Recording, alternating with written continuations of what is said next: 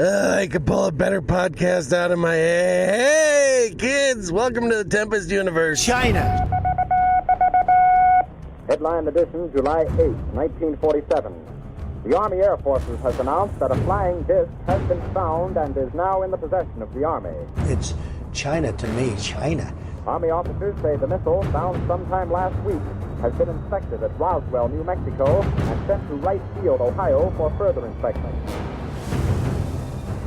I occasionally think how quickly our differences worldwide would vanish if we were facing an alien threat from outside. China.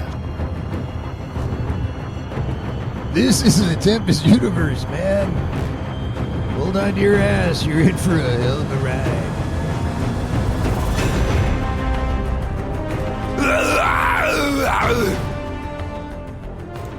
Welcome to the Monday episode. It's you guys remember that song from back in the day, Manic Monday, shitty ass first day. Oh, that's probably not the way it goes. I had to cheer myself up, so I listened to the last episode from last Wednesday. Oh my God, have mercy. I'm sorry, children. Yeah, that episode was something else. The people in Bangkok right now have signed petitions to ban the podcast in that particular city. So I'm sorry, guys, but you will not hear the Tempest Universe in Bangkok. So hey, it is what it is. I can't help it. It was funny. I couldn't help myself. I really couldn't. Yeah. Anyway, for those of you who don't think I'm funny, you should listen to that last one. It was pretty funny. Unless you got virgin ears, then forget about it. Don't even listen. Don't even go there. We got a lot of articles to talk about today. 4. Don't get too excited. But there's one that I didn't include, specifically because I'm tired of talking about this guy, because I feel like there's something wrong here. And I don't know, and I'll be honest, I don't know if it is that the media is tired of him. You know, all the people that report things about UFOs and the phenomena and stuff like that, and they're tired about Nick Pope. They're tired of him. And the Popettes are apparently not beating everybody up except for me. You know, the Popettes get on here and they'll be mad as hell. They'll like freaking send like emails to me of rotted crumpets. I don't even get the tea pics. But this is what's happening. This is real stuff. Like we talked about in the last few months, you know, he had that one post talking about that thanks to Vladimir Putin, you know, aliens are not going to show up because he's a warmonger. I mean, that's kind of true. And then he had the one about Will Smith slapping the shit out of Chris Rock. How if aliens saw that, they would not come to our planet. They probably would show up, but just not say funny shit about anybody's wife. Then he had the one about Elon Musk and buying Twitter. How, you know, there might be alien bots posting on Twitter that Elon is determined to end the bots on Twitter, which actually that includes me. I have some bots on there. Don't hate me because I'm beautiful. And then now apparently our buddy the Popette says that seagulls could be alien spies sent to watch us. This is a problem. This is what's going on. The thing is, if you actually read through the article, what he's trying to say is that it's possible that E.T. could use, you know, animals or bugs or whatever it is. Well, not this bugs, because his farts today are horrific. They'd use them as a, you know, weapon of mass destruction, but that's about it.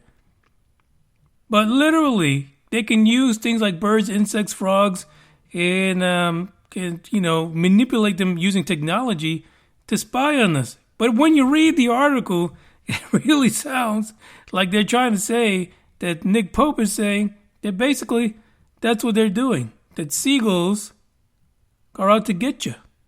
They're alien spies. And I don't know if I feel bad for him, you know, because, you know, here's a guy who for so long people referred to him as a disinformation campaign actor, a bad actor, you know, old Nick Pope. who never really saw any actual alien reportings when he was 35 floors under the ground level of the government building for the MOD in a broom closet. But somehow he becomes like one of the most famous people when it comes to ufology. I don't get it. That's like being named number one janitor and your ass never even cleaned one fucking floor. This is what I mean. I don't understand that. It just makes no sense. But the crazy stories continue to come out. I think people are just pissed off with him. So they decided to just make fun of him. Like moi. But now they're doing it in these internet publications. So I don't know. I don't know if he actually looks at these and he tries to contact these people and, tells them to get off his back. I don't know what it is. But again, it might be publicity for him as well. Might drive people who believe seagulls are trying to kill him every time they go after their french fries or shit on their shirt. That there really was some kind of an assassination attempt. That they might be like, oh, I was right. Look, Nick Pope said so. I don't know. This is the world we live in right now. This is the ufology. Yeah, and this always happened historically. When you start getting closer to the truth and there is some kind of a story that makes sense, the internet just gets flooded with shit stories like this. What can you do? I mean, it is what it is. I was going to go over the top countries listening to the podcast for this month. Yeah, May. In the first 2 days, I can actually see the countries probably with the least amount of listens, only because all the other ones haven't chimed in yet. But I can tell you that Russia and China are there. So for the 2 listeners in Russia and the 3 listeners in China, come on, talk to your people. Send the Tempest Universe to Putin. That way he understands, man. We're not playing no damn games. I don't know. World War III. We're on the brink of it, to be honest. I don't know why they play games. Like, how is it not an act of aggression to another country to send the country they're fighting, some big-ass bombs? That makes no sense to me. And now they got these fancy drones. I'm not helping them. We're not involved. Here, take this nuke.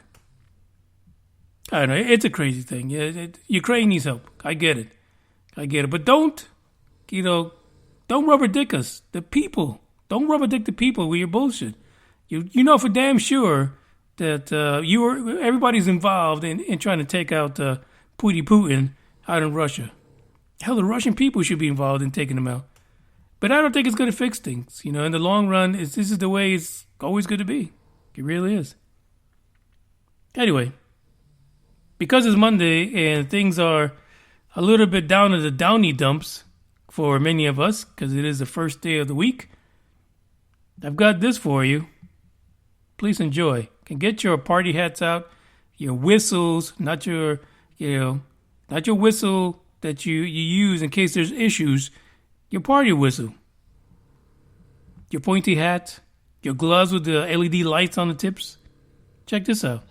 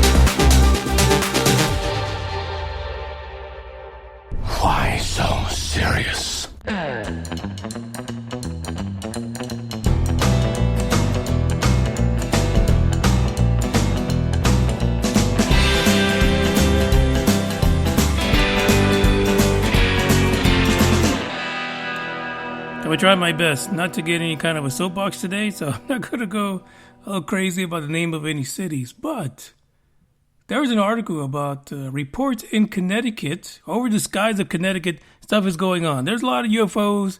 People are sighting stuff, and they're reporting it specifically to New Fork, which is really one of the sites I enjoy quite a bit. I haven't been there in a while because, I just haven't had the opportunity to. But still, if you're in Connecticut, you want to look at this article. If you're anywhere in the United States, and you're looking for UFO sightings that people report some stuff on, go to New Fork. I was about to say fork you. NUFORC. And just search for it. You'll find it. Come on. Stop screwing around. You guys know what it is. You know already. So there's a tie-in. Basically what they're saying, hey, there's a lot of stuff going down in Connecticut, but we recently had that FOIA, request that the DIA released and said that there's a lot of weird things happening to humans when they come into, close proximity to UFOs or UAPs. Anomalous acute and subacute field effects on human and biological tissues. And then, they had the other thing when they went all historical on you, talking about, people not pregnant but pregnant and things missing from their body and stuff like that. But it begs to wonder how many people who report sightings, Connecticut or anywhere else, especially the ones where, they run into the woods. Jeez, people, stop doing it. Stop going into the woods just because you see a bright light. Don't do it. Just run. Run. Bigfoot does not have LED flashlights. Trust me. You're pretty sure about that. Like, where would he hang it when he's not using it? Come on. So the wonder here is, when you see a UFO, depending on how close it is, depending how many they are, because, people see cluster UFOs, going all over the place. Are you being, bombarded by some kind of a field effect that's affecting your biology? A lot of people don't even think about that, right? But apparently enough people experience that it became part of the DIA research. It became part of ATIP when they were looking into this. What's that, ALSAP? It may be a real thing. Who are we to say that the next time that somebody spots a UFO, part of their skin doesn't melt off, or the next day they lose all their hair? But there's other biological effects that we might not be ready for. Things like cancer. That could be an issue, right? You feel, actually you don't feel, but you're in the field effect of some kind of, high-tech engine from 4.2 far, and next thing you know, a year later, you've got cancer. All because you were in the proximity of this particular UFO. It's a strange way for the article to tell people in Connecticut that they're fucked, but it is where it is. They basically say, don't go looking for UFOs. Kind of like TLC. Don't be looking for waterfalls. Don't be looking for UFOs. Because you're going to catch it. You're going to catch something. And you're not going to be happy about it. Here's some reports that they reported out of Westbrook, Connecticut. Apparently on December the 15th, around 4:30. It doesn't say a.m. or p.m. So, there's a lot of people out there who like to go out at night. This one was p.m. And this is what the guy says on New Fork. I took my big telescope outside, which I never do, and I saw something in the distance, and I knew right away it was something not of this world. I love how when people report UFO sightings, they become writers, man. They really do. They become like sci-fi writers, horror writers, whatever it is. They live it. They're in it. He says that what he saw appeared to be completely out of this world because it was changing colors, yellow, red, orange, and then changing in size. So he took out his cell phone and he followed the best that he could with his telescope and the cell phone. And the footage that he got apparently was unbelievable and truly amazing. Because if you slow it down in the video, you see there's actually almost like a propulsion underneath the object. That guy is going to have issues. Going to have like asthma, lung problems. He's going to end up with one nut lower than the other. This is what's going to happen to him because he decided, according to this article, because of the biological effects of humans, on humans, from these UAPs or UFOs, he's done for. He's done for. 2 weeks later, in Connecticut, in Burlington, another resident decided to report another too close for comfort encounter when he was, or he or she, it doesn't really say, commuting home about 6:45 p.m. The UAP was moving slow and ultimately got to a point where I could see that the light was actually on a craft of some kind, and I ended driving up under it. I was looking up at it so intently that I worried that I would not be able to continue driving. I bet your game goes through some of this. The craft was shaped like a 3-armed boomerang with blinking lights on its ends. That one almost sounds like a drone, actually. But I've never seen a 3-legged drone. I don't know. Does it make people happy sometimes? It is just interesting. So here this person got close enough to see where the lights were situated on the craft, but he did not think about the fact that he could be facing, in the long run, some health problems. He could have just caused himself some really, really harmful effects from these fields that these so-called engines are producing in order to be able to, bend space and time, use gravitational waves to travel through and things like that. You've got to think twice, thrice, 4 times before you go chasing. Listen, we already know. We've heard the stories. We've seen the people, how they ended up years later being probed and not even know about it, except for their funny walk. Because they go and they follow these lights into the trees. Like if you're in a dark road, please don't stop. But even those folks who end up being abducted or tested on and stuff like that, they end up with effects from these encounters for decades. Some of them even their whole lives. I was going through Facebook. There's a lot of folks that I used to follow early on in the UFO Buster Radio days who reported as being an experiencer and being abducted. Some people were experiencing being visited almost nightly and waking up with all kinds of different marks. Today, UFO Buster Radio has been going for a little bit now, but I'm talking about early on in UFO Buster Radio days. So we're talking about maybe 7 years, 6 years. Still today, they're still experiencing the effects of some of their encounters. One individual had to have a lung transfer. Never smoked not a day in his entire life. That's what I'm saying. It's a problem. But who are we? We're the guinea pigs. We're the ones that get taken up in a ship. At will. It is what it is. It's a pretty cool article, especially if you're in Connecticut and you want to know more about the UFO madness that's happening in your state. And if you live in any other state, just go to Newfork. You'll see some crazy stuff on there. The reports still come in.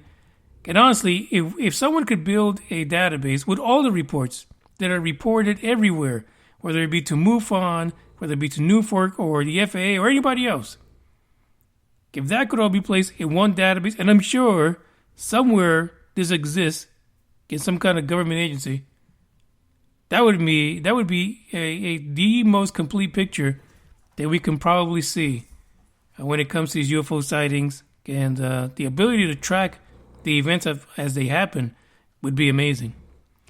Check out this track and the article whenever you get a chance.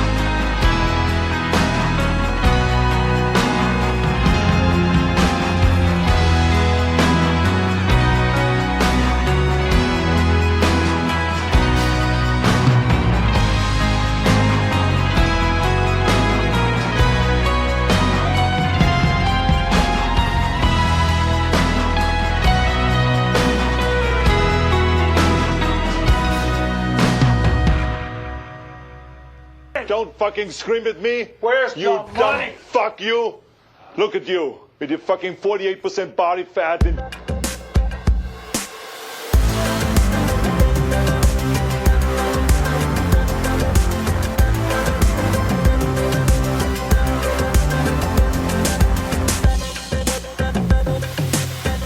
I probably should have left this one to the end. This should not be number 2 on the list for today because it angers me to no end.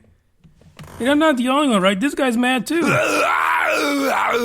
SpaceX, again, is suffering the delays of the FAA. How can you not make a damn decision already? How many months has it been? What is wrong with you guys? Just do it. Just do it. Stop fucking around. Really. I can't imagine that the FAA would be like, oh, you've got the most advanced rockets in mankind's history.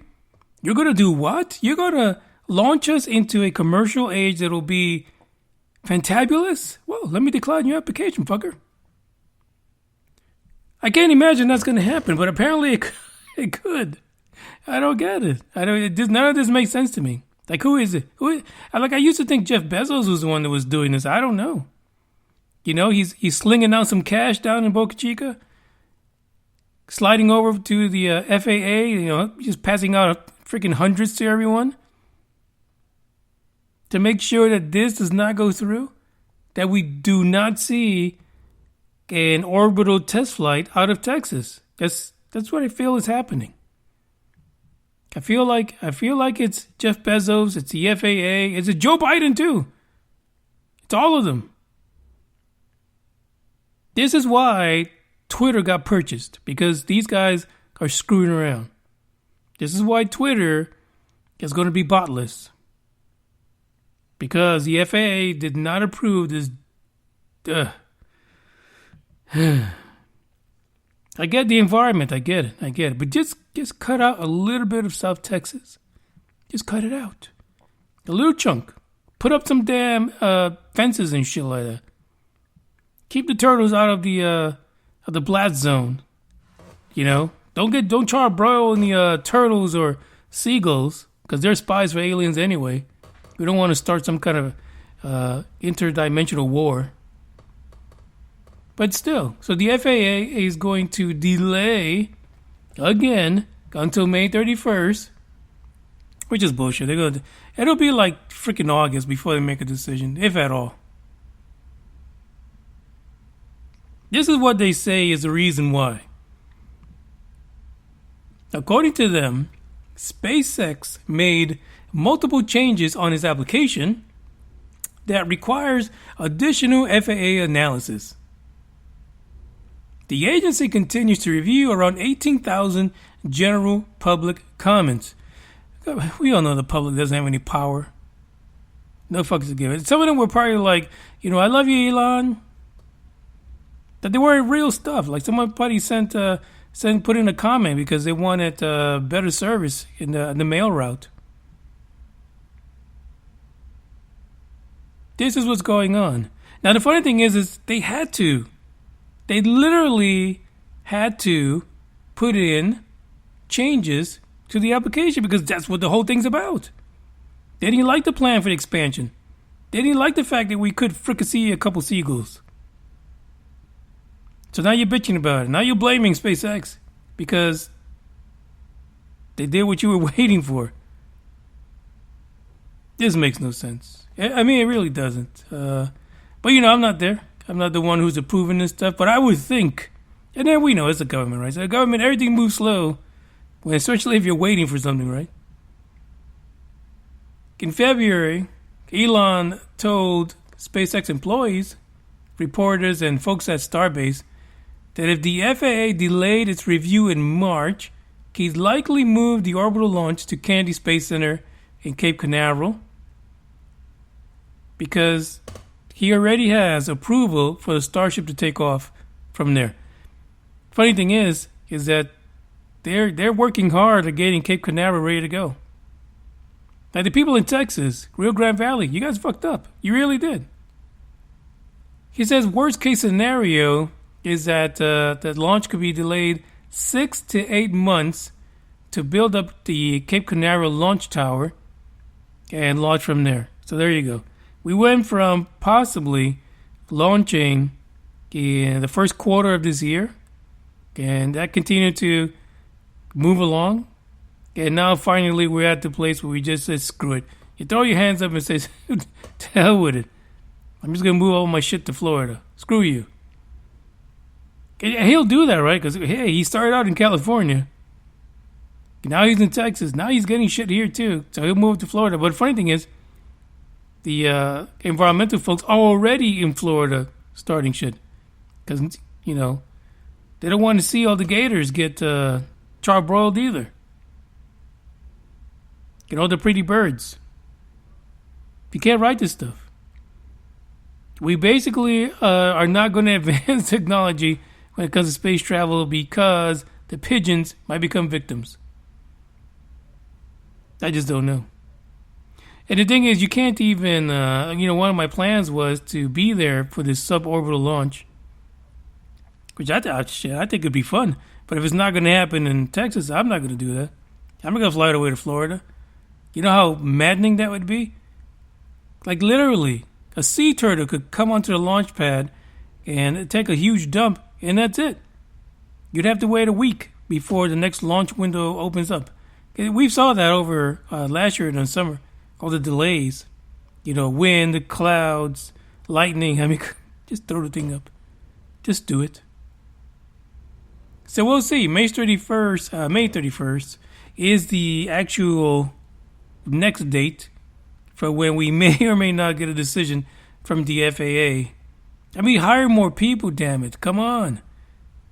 They don't even have to read the damn 18,000 comments. Just pick every 100 or something like that. Just let's get through it. Come on. You do that shit anyway. There's more about the SpaceX troubles in Boca, Chica, Texas, and how sad it would be if it moves to Florida. Listen, I got family in Florida too. I could stay at somebody's house just to watch this launch, but Florida, especially in the summer, the weather is just nuts. Check this out. Didn't mean those things, I'm sorry. Doesn't matter anyway. We've been here one time too many. Wonder what will happen next. We both know that this ship's going down. Let's get off and leave before we drown. There's nothing left for us to say, 'cause we'll see through. There's nothing left for us to say, 'cause we'll see through. 'Cause we'll see through.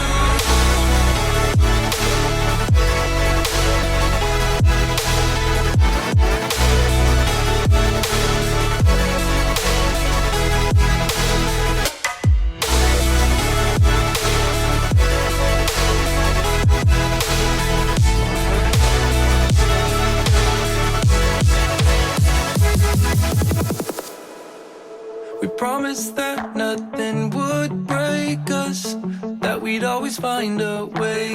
When all was said and dust had settled, something didn't feel the same. We both know that this ship's going down.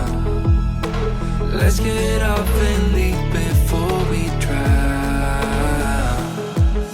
There's nothing left for us to say, 'cause we'll see through. Let's save ourselves the courtesies, 'cause we'll see through. We both know how this thing goes. Should I leave or should you? There's nothing left for us to say, 'cause we'll see through.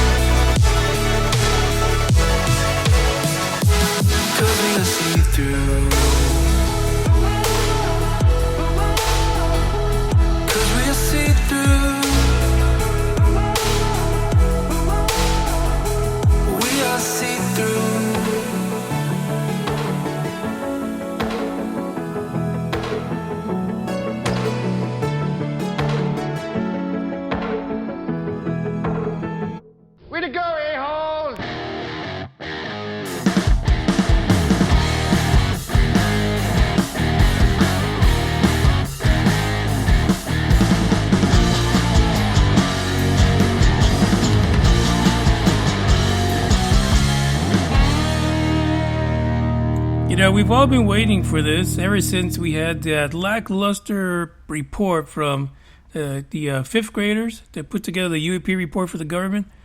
And, and then we had the 2022 National Defense Authorization Act, which talked about, hey, you got to get some shit together.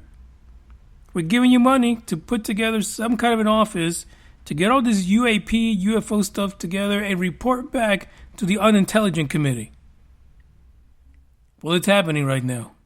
According to Politico, lawmakers are receiving some of the latest briefings on UAPs/UFOs, and they're not impressed. They say it's shit. Like, why are you even here? Why are you? I mean, you can go and watch the third phase of the moon and have a better report than this. Sadly, that's pretty sad.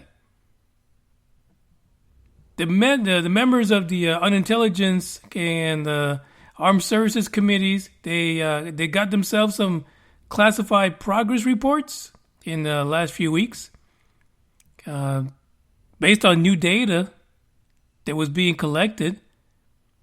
And the Pentagon and some of the spy agencies are, of course, required to investigate these reports of UFOs.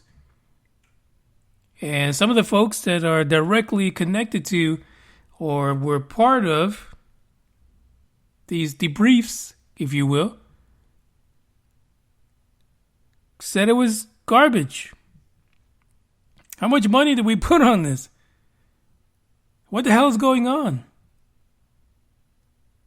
This is what we're dealing with. We should have known this. The thing is, everyone should have known this. When your first report, when your first salvo out of the gate to talk about UFOs, your report looks like a 12-year-old wrote it. There's little information in there. There's nothing. People are so excited about it. Oh, it's great. We've got disclosure. Year later, you have nothing. Nothing but the paper that is keeping the bottom of your birdcage from being crapped on by a little ugly bird. That bird's alien, to be honest. So there we are. Now, they've just started this. They're going through handing out some info, but it's lackluster. And it's pretty much expected, right? We all know that the government that we deal with, that we see, the folks that sometimes make it into work and get these big bucks, these big payments to vote and be for the people. We all know for decades on end that they're not the ones that are really in the know when it comes to this topic. But there was a glimmer of hope. You thought maybe these guys would finally did it. They took that 12th graders, the 12-year-olds report. They said, we're going to throw some money at this, cha-ching. Give me that tax money. Then, you got some of the other guys like, who was it? What's her name? Gildebrand or whatever her name was, who says, what? Yeah, we'll approve this, but I need more. There needs to be more coming out of the information that's being shared with the Unintelligent Committee. But nothing.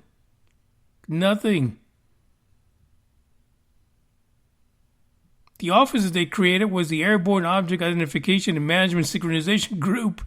They ain't synchronized shit. This is where we at.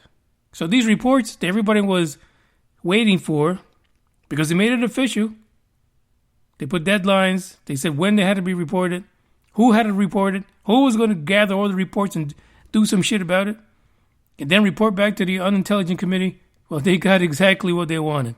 Trash. Complete trash. So there we go. Maybe eventually we'll find out that they did get some good information. Who knows what? According to the spokeswoman for the Department of Defense, she says the department continues to brief Congress on our efforts regarding unidentified aerial phenomena, including our progress in standing up the Airborne Object Identification and Management Synchronization Group in accordance with the fiscal 2022 National Authorization Act. Take the money and run. That's what's happening. Maybe these guys just don't know what they're looking for. Maybe that's what the problem is. They created a whole new group with people with zero experience. Why didn't they give this job to Alua Lozando or Lieutenant Commander Fravor? Somebody like that sees these things firsthand.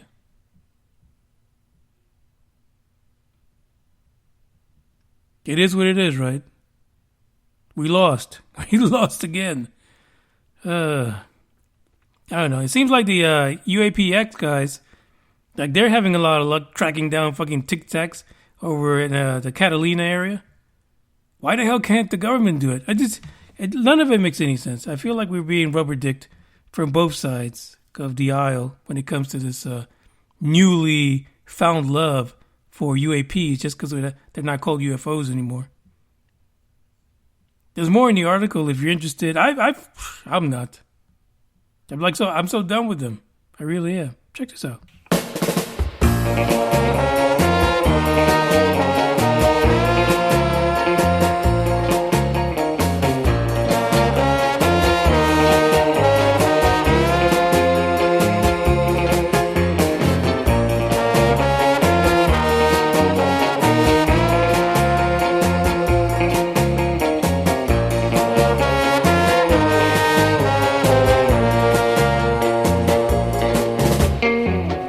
I spend my days in despair,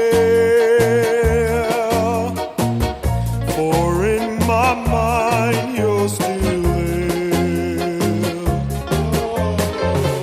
When nights turn cold and blue, how will I live without you?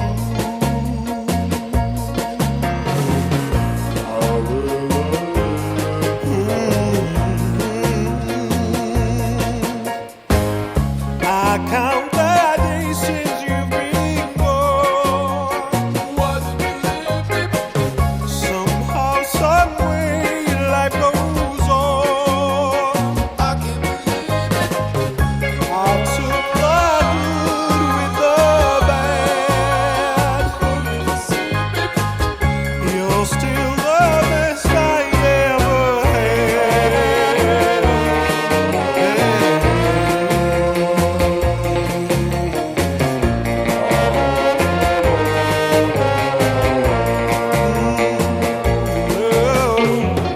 I spend my days in the past. What could I have done to make it last? The sleepless nights bring dreams of you. How do you do the things you do?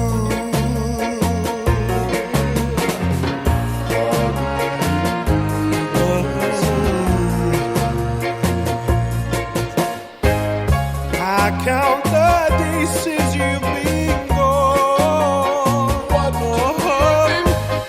Somehow, some way, life goes on. I took the good with the bad. You're still the best I ever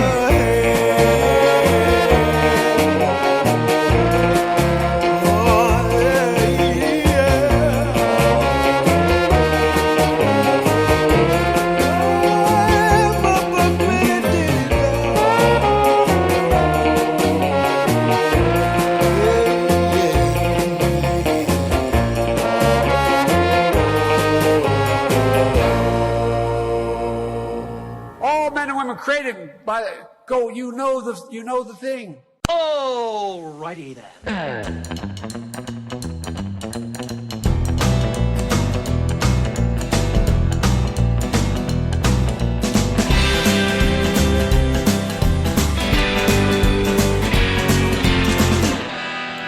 This next next article is a shocker to me. I don't understand where the hell is Deuce Bigelow, the space gigolo. Where is Bob Bigelow when it comes to the commercialization of space? This is really weird.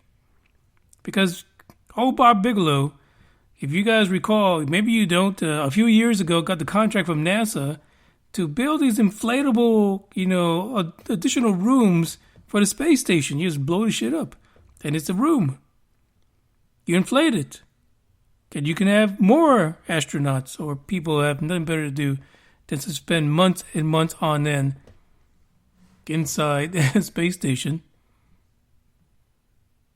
But a company called the Orbital Assembly Corporation just took over a project that was started by the Gateway Foundation to build the first hotel in space. If you look at the image for this episode, that is a rendering of what it will look like. Fantastic. I love it. The only thing about these projects is who the hell is going to afford these things? What you're looking at is an image of what they have named the Voyager Station. It can hold up to 400 people, and they say they can have this thing done within 5 years. There's also a smaller version called the Pioneer Station. Can hold 28 people, and they say they can do that in 3 years. I mean, put your money where your mouth is. Let's do it. Let's get this puppy up there. The hotel itself is going to be a rotating wheel because, of course, they've got to create gravity. Otherwise, fuck you wouldn't be in a hotel for. You're going to be banging up against the walls. It's going to of course, orbit the Earth. So it'll be just like the current space station, the ISS, does now, except you'll be in lavish luxury. They don't even say it's lavish. What they say is it's not going to look like a science experiment, like you just fell into some kind of NASA lab. It is going to look like kind of like a sci-fi experience. You remember DS9 or all these other, Star Trek and space stations and stuff like that. You go into the rooms, they look fantastic. They look futuristic. That's what they're aiming for. Now, there is going to be room for experiments and all other stuff. Yeah, it depends if you're into stuff like that. And but you will have an experience that is sci-fi-ish. You're going to have lots of creature comforts. And you're going to have gravity, for fuck's sake. Not like the folks on the damn ISS, which Russia apparently is wanting to dump. It is what it is, right? Now, they're saying that the goal for orbital assembly is to be able to operate the entire thing for both work and play. So it's not everyone there is going to be just up there just for the hell of it. There's going to be employees because it's like a hotel. So you're going to have your concierge and stuff like that. One of the things that they're working on right now is trying to figure out the effects of having the bellhop up there for a year at a time. Can you imagine? I mean, that's hazard pay. To be a bellhop over in one of these space stations, or this hotel in space, and you're being bombarded by radiation as people come and go. By the fifth group of people that go up, like your skin's falling off, you have no hair. Hazard pay. That's what everyone should get that goes up there. But you're going to have a staff because it is going to be like a hotel. Tim Alator, who's the chief operations officer for Orbital Assembly, he says, listen, they feel very strongly that their plans are achievable.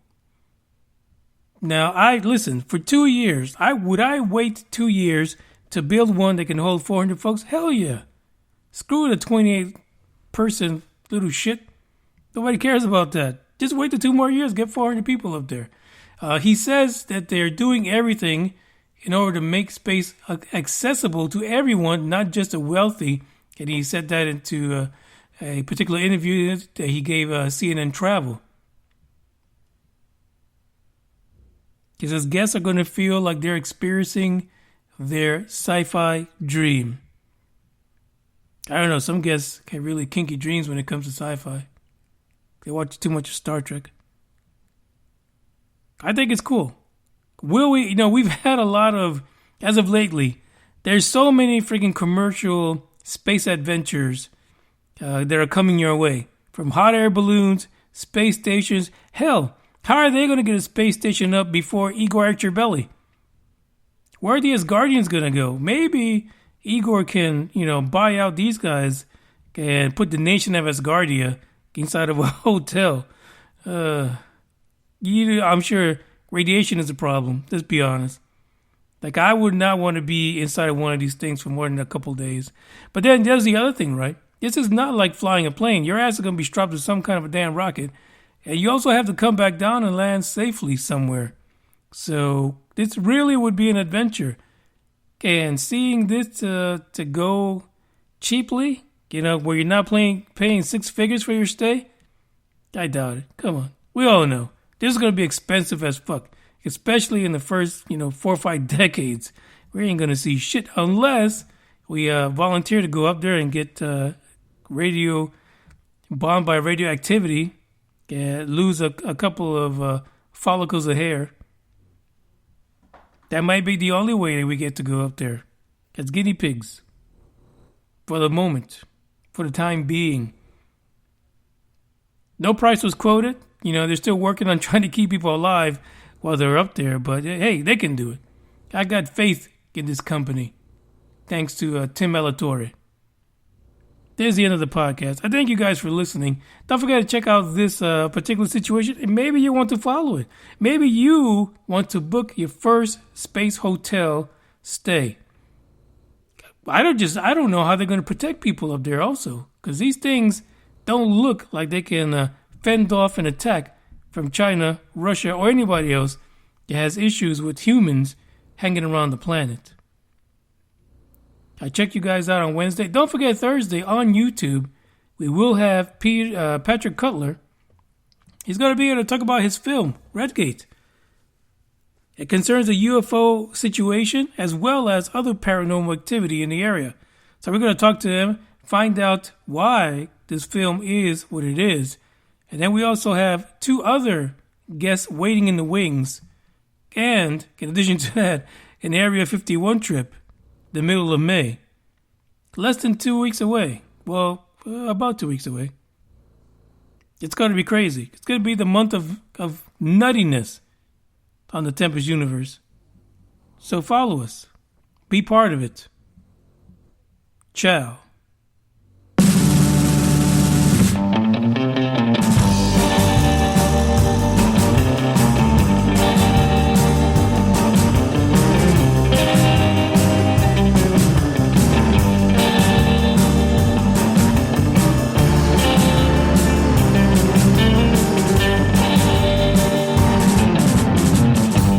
I've been wandering down the same road back into town.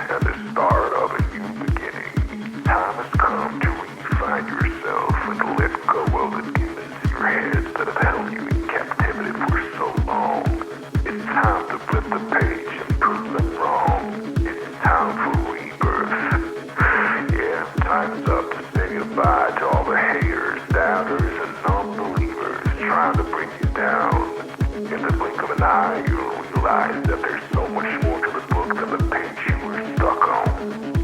Finally, you will feel free to live a life you love living instead of the life you think other people want you to live. Remember, you're the highest authority when it comes to knowing what you want and what you love. So stop trading yourself for the approval from others. Ladies and gentlemen, weirdos and geeks, please repeat after me. I don't give a fuck.